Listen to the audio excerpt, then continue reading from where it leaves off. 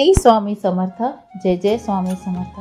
श्री स्वामी माऊली या चॅनलवर मी कामिनी देशमुख आपल्या सर्वांचे हार्दिक स्वागत अभिनंदन करत आहे.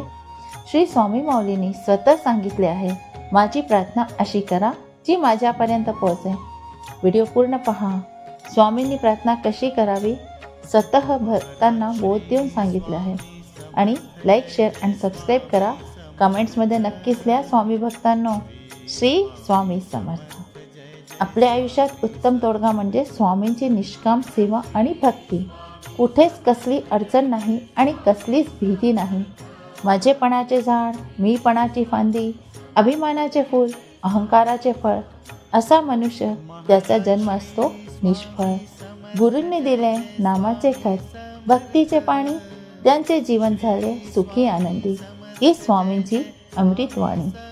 स्वामींनी आपल्या भक्तांना खूपच सुंदर रूपामध्ये प्रार्थना करायला सांगितलं आहे.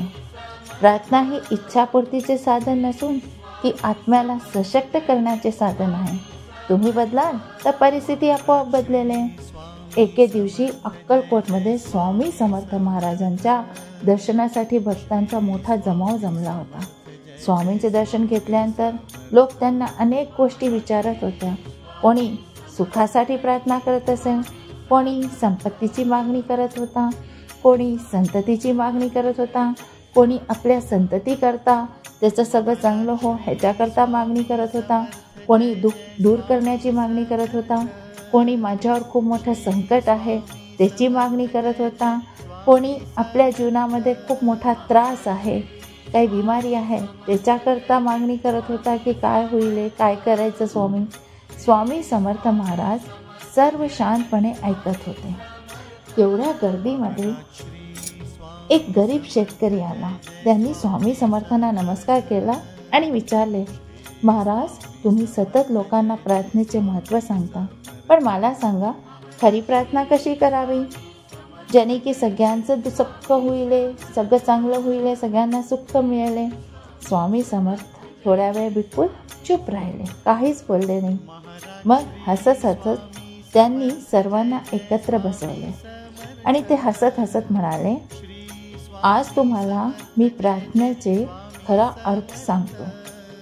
माझ्या शब्दात प्रार्थना कशी असावी ते तुम्ही सर्व शांतपणे ऐका आणि अशी प्रार्थना तुम्हाला करायला हवी. स्वामी समर्थांनी डोळे मिटले, हात सोडले आणि असं म्हणायला सुरुवात केली, हे जगतजननी, हे विश्वनायक परमेश्वर, माझे जीवन तुझ्या चरणी समर्पित आहे. मला अशी बुद्धी दे की तुझ्या इच्छेनुसार मी जगू शकू. मला असा धीर दे की मी प्रत्येक संकटातही तुझ्यावर विश्वास ठेवू शकेन. माझे हात असे बनव की ते इतरांना मदत करण्यास सदैव तत्पर राहतील. माझे मन निर्मळ आणि निर्व्यास कर, जेणेकरून मी कोणावरही द्वेष करू नये. तू मला जे काही देतोस त्यात मी समाधान मानू आणि तुझ्या कृपेने इतरांच्या आयुष्यात आनंद निर्माण करू शकते. स्वामींची प्रार्थना ऐकून सगळे स्तब्ध होऊन गेले. शेतकऱ्याने विचारले, महाराज, ही प्रार्थना इतकी साधी वाटते, पण यात एवढी ताकद कशी आहे? स्वामींनी शांतपणे उत्तर दिले, बाळा, प्रार्थना म्हणजे मागण्या मांडण्याचा साधन नाही, ती आत्म्याचे परिष्करण आहे.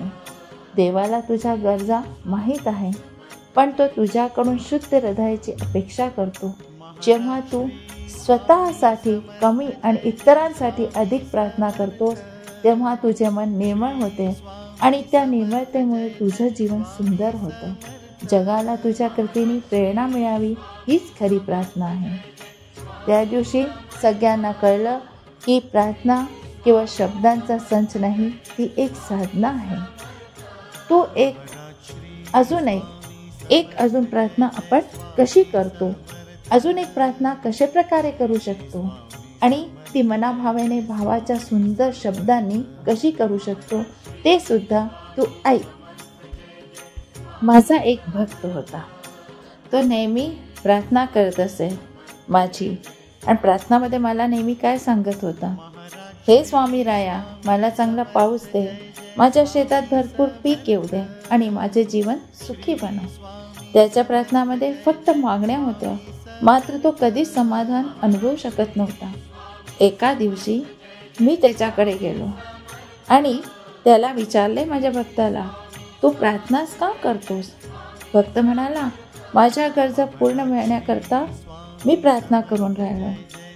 मी विचारलं, आणि त्या गरजा पूर्ण झाल्यानंतर काय मिळेल? तर माझा भक्त म्हणाला, आनंद आणि समाधान. मी हसलो. बाळा, समाधान आणि आनंद तुझ्या मागणीत नाही तर तुझ्या दृष्टिकोनात आहे. आता मी तुला एक वेगळी प्रार्थना शिकवतोय, ती शिक. मग मी त्याला प्रार्थना शिकवली.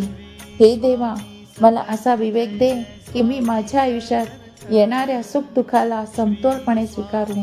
मला अशी शक्ती दे की मी संकटाचा सामना करू शकू आणि इतरांना मदत करू शकेन. माझे जीवन असे बनव की त्यातून इतरांना प्रेरणा मिळेल आणि तू माझ्या प्रत्येक श्वासात प्रकट होशील. माझ्या भक्तांनी ती प्रार्थना मनापासून करायला सुरुवात केली. लवकरच त्याचा जीवन बदल झाला. तो समाधान अनुभवू लागला आणि त्याने इतरांची मदतीत आनंद शोधायला लागला.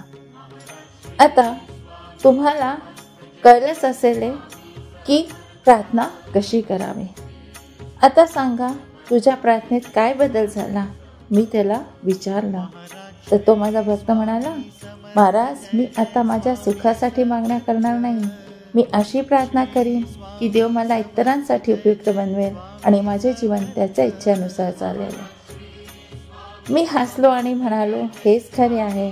प्रार्थना म्हणजे केवळ मागण्या नव्हते, ती आत्म्याचे शुद्धीकरण आहे, जी तुला देवाच्या जवळ घेऊन जाते.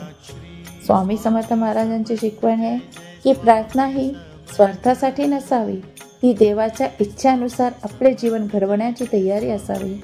आपल्याला संकटामध्ये धैर्य, सुख दुःखाचा समानता आणि इतरांना मदत करण्याची वृत्ती मिळावी, यासाठी प्रार्थना करावी. अशा प्रार्थनेचा जीवनाचा खरा आनंद आणि शांती आहे. त्या दिवशी सगळ्यांना कळलं की खरी प्रार्थना ही केवळ शब्दांचा संच नाही, ती एक साधना आहे.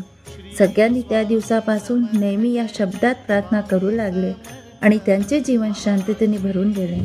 स्वामी समर्थांच्या शिकवणीनुसार प्रार्थना केवळ स्वतःसाठी मागणे नव्हे, तर इतरांच्या कल्याणासाठी विनंती करणे आणि स्वतःला चांगले बनवण्यासाठी प्रेरित करणे असते.